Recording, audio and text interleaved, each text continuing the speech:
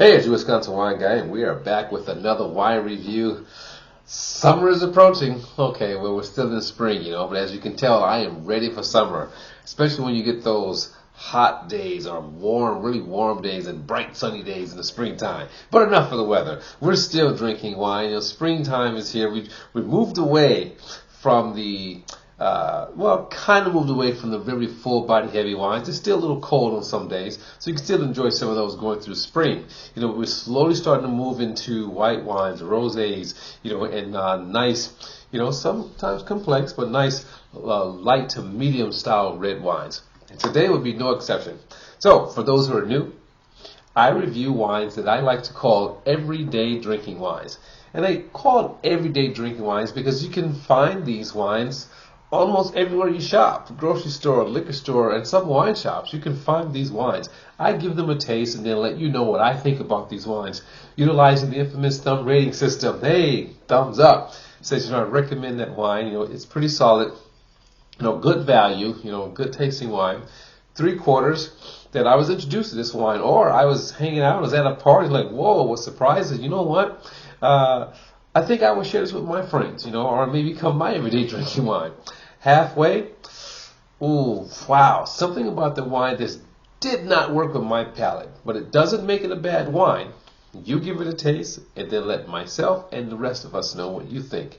Thumbs down, always an easy one, right? It's always an easy one. And every now and then there's the infamous double thumbs up, that may find its way in some wines. And if a double thumbs up comes, it's like, what, that wine is exceptional, and I thoroughly encourage you to give it a try. And I'd be curious to know if you agree with the double thumbs up rating for that particular wine. So now, today's show. This brand is a brand that you've probably seen me do many times in across their line, of different varietals, and especially the whites, more so in the whites that I've done instead of the reds, but more so in the whites. I need to start checking out some of their reds. But I have not been disappointed with the white wines coming from Chateau Ste.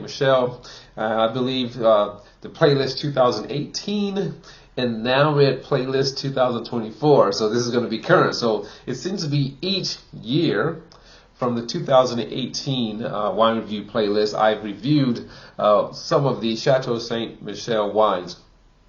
I did, again, when I do this, I don't go back and look at the video. I just try to confirm what vintage that I previewed before, or the previous vintage that I've done before. And for the Chardonnay, so we're going to be doing today, we're going to be doing the Chateau Ste. Chardonnay from Columbia Valley. The previous vintage here, I believe they did 2021, they did 2022. I may have done a 2020. I'll tag some of those videos, review videos, so you can look back at those, or you can just simply type in Chateau Ste. or CSM in the search bar on my channel, and you'll find all of those Chateau Ste. Reviews will come up. So this is going to be 2022, the current vintage of Chardonnay.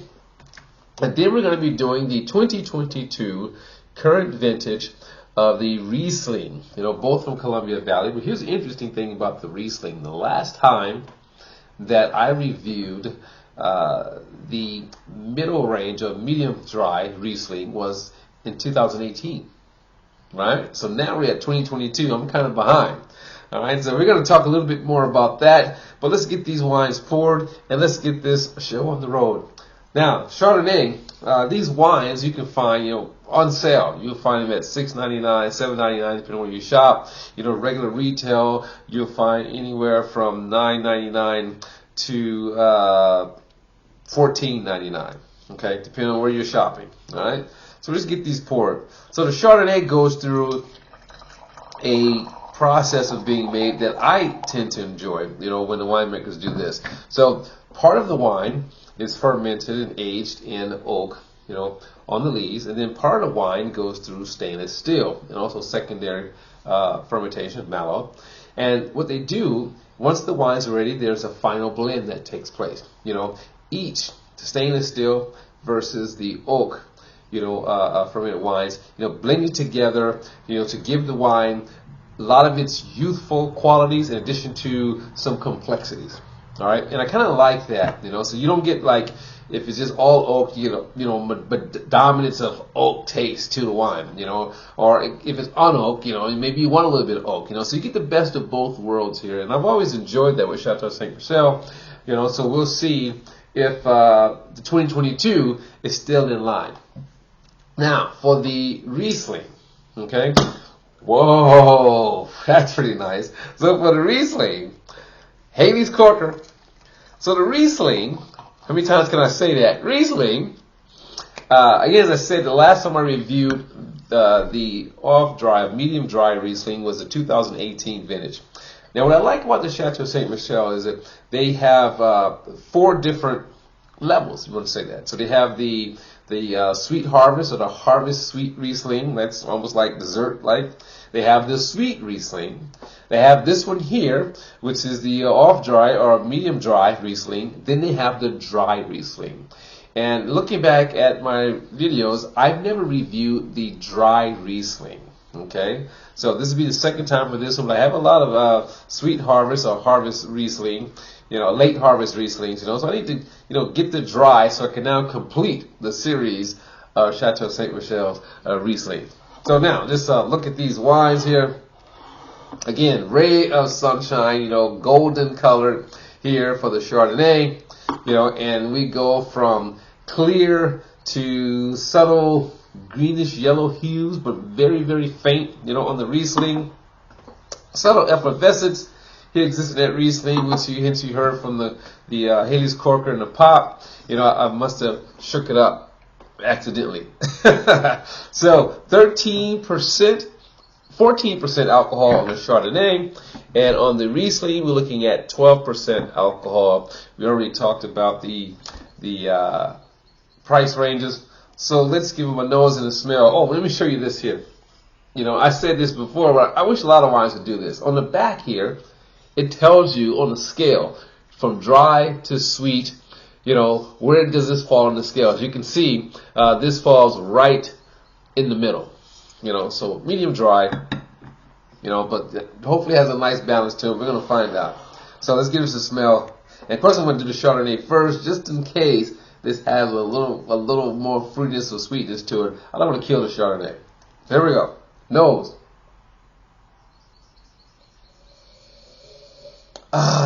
Citrus, apple, pear here with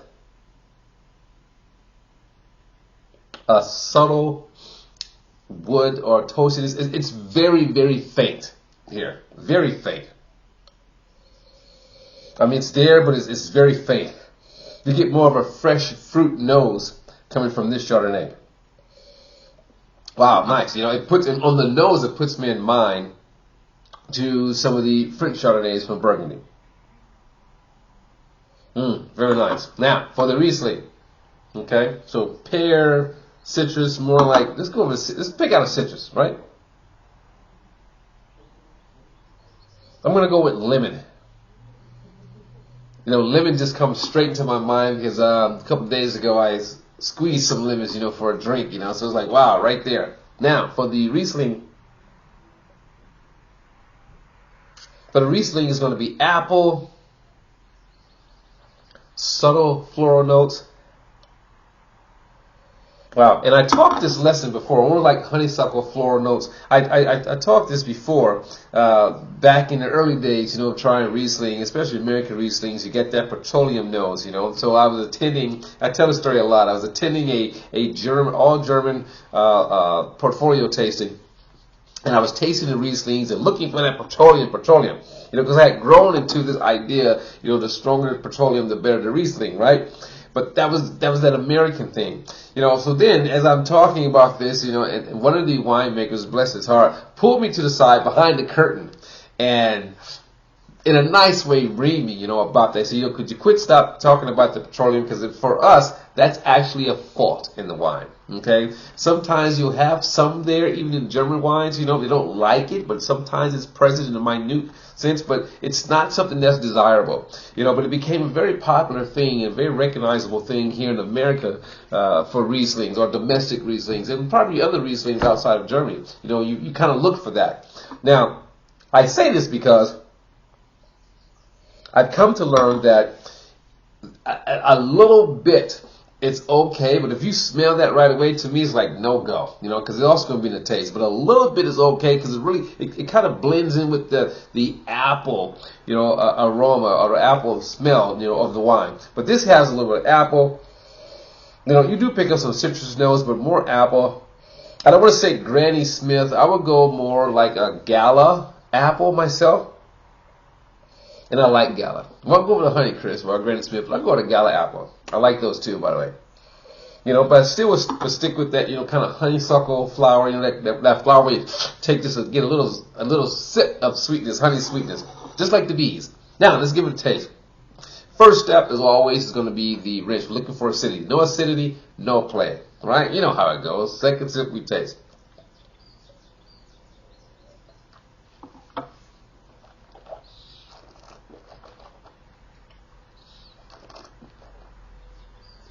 Okay, now, I'm serving this a little bit cooler. I took it out of the refrigerator to give it a chance to just, cool as opposed to being chilled.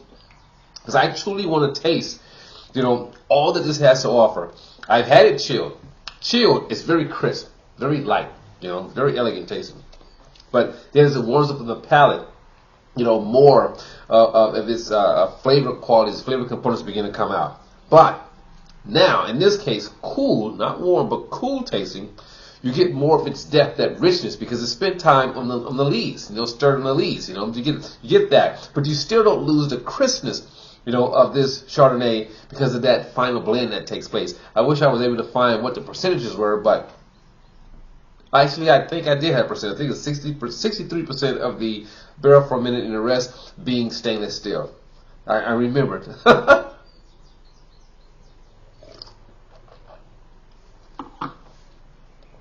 But acidity, mouth is watering, very clean, light. It's not density, rich, heavy, full. And this is 14% alcohol. I never would have figured that based on tasting this now. But nice acidity, mouth water, nice flavor, very light tasting. Say like light to medium tasting. Now for the Riesling. Acidity first.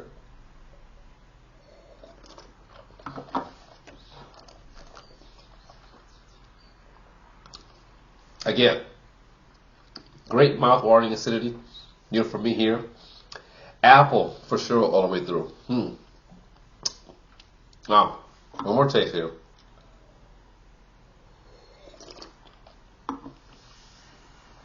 Okay, let's go back here and see if it's actually going to destroy the Chardonnay. And yes, with the Chardonnay, it takes away the fruitiness because of that ripe fruitiness and that medium range of dry and sweet here. It takes away the fruit from here, and you pick up more of the oak elements here when you go back to it. It's nice to have wines from the same winemaker so you can see where it goes. Okay, so now let's rate these wines and tell you what I think of them. All right, so the Chardonnay coming up on this season. Hopefully have a hot and warm summer. I'm going to give this a thumbs up. I think it's pretty consistent. I have to go back and look at the video while I'm drinking this and see what I thought about the previous vintages. But thumbs up here, I think it's very consistent. Very, very easy to drink. You still get cooler temperature. You still pick up some of those rich notes you get from Chardonnays aged in American oak. But you also, the vanilla part is almost non-existent. Okay, you got to feel for that. And chilled is very crisp, very light, very elegant tasting. Now, for the Riesling again.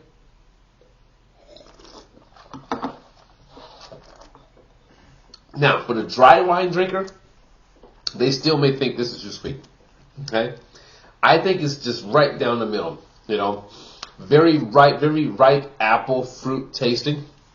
Right down the middle. Some may think it's still too sweet, but that's why they have the dry version. They have to taste the dry version, and so I can see where that lies. But I think this is a very nice balance, right down the middle. Very fun wine, nicely chilled. This would be great, on a hot day. I think even dry wine drinkers would enjoy it. If you're a sweet wine drinker, I believe you'll enjoy this too, because now you're not pretty much tasting for the sugar sweetness, but you're tasting for balance in the wine. And I believe you enjoy that. So I'm going to give that a thumbs up as well. So both of these from Chateau Ste. Michelle, the Chardonnay 2022 and the 2022 Riesling medium dry, thumbs up. There you have it. Social Wisconsin wine guy saying to you as always, let your palate be the guide when selecting your wine. And I'll see you next time.